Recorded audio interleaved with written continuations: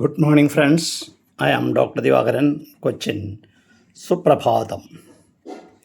Today, the continuation of yogas in astrology. How the yogas affect the native. മലയാളികളുടെ പ്രിയങ്കരനായ ദാസേട്ടൻ അഥവാ മഹാനുഭാവനായ doctor Yesudas 10/1/1940 അദ്ദേഹം fort കൊച്ചിയിൽ ജനിച്ചത്. അദ്ദേഹത്തിൻ്റെ മാതാപിതാക്കളാകട്ടെ അഗസ്റ്റിൻ ജോസഫ്, എലിസബത്ത്,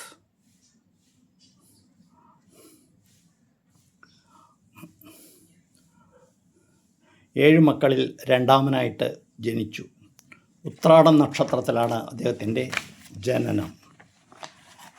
ചന്ദ്രനും ശുക്രനും യോഗം ചെയ്ത് ശരഭയോഗം കാണിക്കുന്ന ഒരവസ്ഥ ജാതകത്തിലുണ്ട്.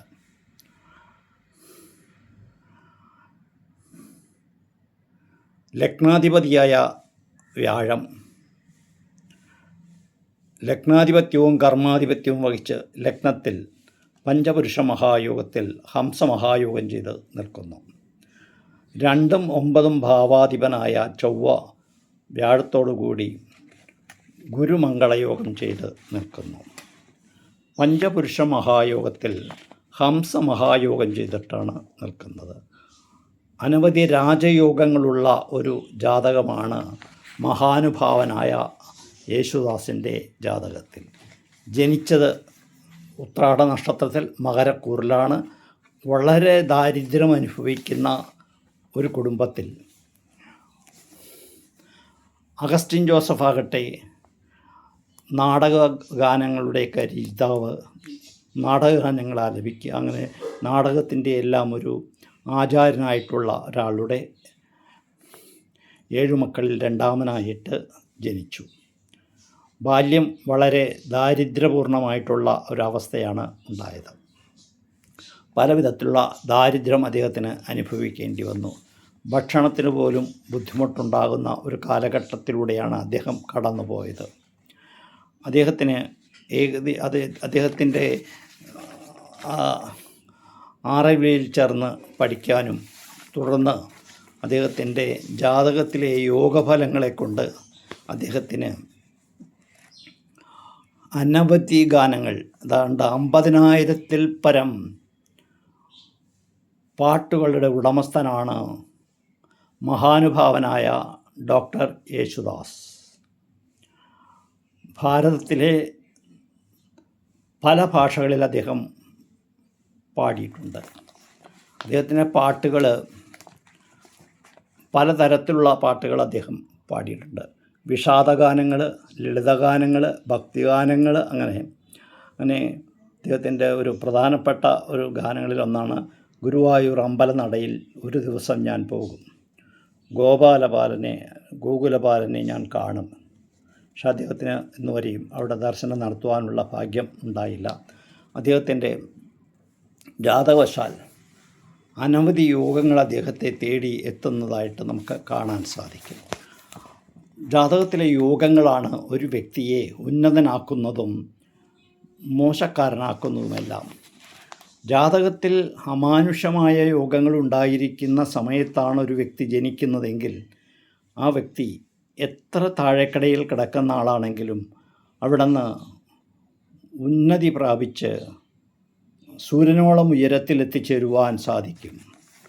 അദ്ദേഹത്തിൻ്റെ ജീവിതത്തിൽ അദ്ദേഹം പല അവാർഡുകൾ അദ്ദേഹം കരസ്ഥമാക്കുവാനായിട്ട് സാധിച്ചു. നാഷണൽ അവാർഡുകൾ അടക്കം പത്മഭൂഷൺ, പത്മവിഭൂഷൺ, അതുപോലെ ഉള്ള അവാർഡുകൾ, അത് അദ്ദേഹത്തിൻ്റെ ജീവിതത്തിലെ യോഗങ്ങളുടെ ഒരു ഫലമായിട്ടാണ് അത് ഉണ്ടാകുന്നത്. അദ്ദേഹത്തിന് ഈ യോഗങ്ങൾ കൊണ്ട് ഒന്ന്, അദ്ദേഹത്തിൻ്റെ ചന്ദ്രൻ മകരൻ രാശിയിലാണ് നിൽക്കുന്നത്. മകരൻ രാശിയിൽ നിൽക്കുന്ന ചന്ദ്രൻ ചന്ദ്രലഗ്നത്തിൻ്റെ 5ഉം 10ഉം ഭാവാധിപത്യം വഹിച്ചതായ ശുക്രൻ ആ ചന്ദ്രനോട് കൂടിച്ചേർന്ന് ശരഭയോഗപ്രദനായിട്ട് നിൽക്കുന്നുണ്ട്. ലഗ്നാധിപനായ വ്യാഴം ലഗ്നത്തിൽ ബന്ധപ്പെട്ട് നിൽക്കുകയും ലഗ്നത്തിൽ നിൽക്കുന്ന വ്യാഴത്തിന് ദീർഘായുസിനെ കൊടുക്കുവാനായിട്ട് സാധിക്കും.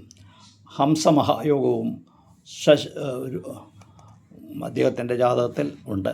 അത് അദ്ദേഹത്തെ 90 വയസ്സ് വരെ ജീവിക്കുവാനുള്ള ഒരു കാലയളവുണ്ട്. ദേശാന്തരങ്ങളിൽ പോകുവാനും പല വിധത്തിലുള്ള ഗാനങ്ങൾ ആലപിക്കുവാനും അദ്ദേഹത്തിന് സാധിച്ചു. സൂര്യദിശയിൽ ജനിച്ച് ഇന്ന് നടക്കുന്ന ശുക്രദശയാണ് അദ്ദേഹത്തെ കൊണ്ട് നടക്കുന്നത്.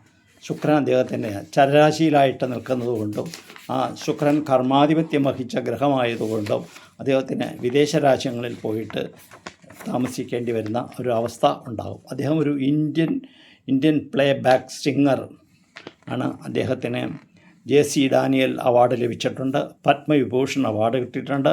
ഇന്ത്യൻ പ്രസിഡൻ്റ് കയ്യിൽ നിന്ന് 1 പ്രാവശ്യം അവാർഡുകൾ കരസ്ഥമാക്കുവാൻ കഴിഞ്ഞ ഭാഗ്യശാലിയാണ് യേശുദാസ്.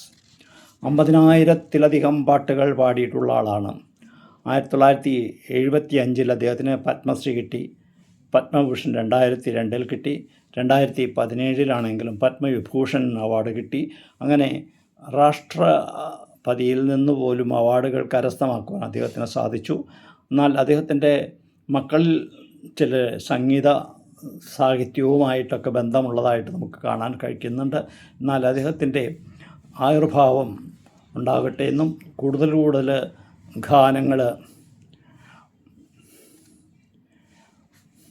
സംഗീത ആസ്വാദകർക്ക് നൽകി അദ്ദേഹം കൂടുതൽ കാലം ജീവിക്കട്ടെ എന്ന് ആശംസിച്ചുകൊണ്ട് ഈ പ്രോഗ്രാം ഞാൻ ഇന്ന് ഇവിടെ അവസാനിപ്പിക്കുന്നു. അടുത്ത ദിവസം astrology can predict through yogas.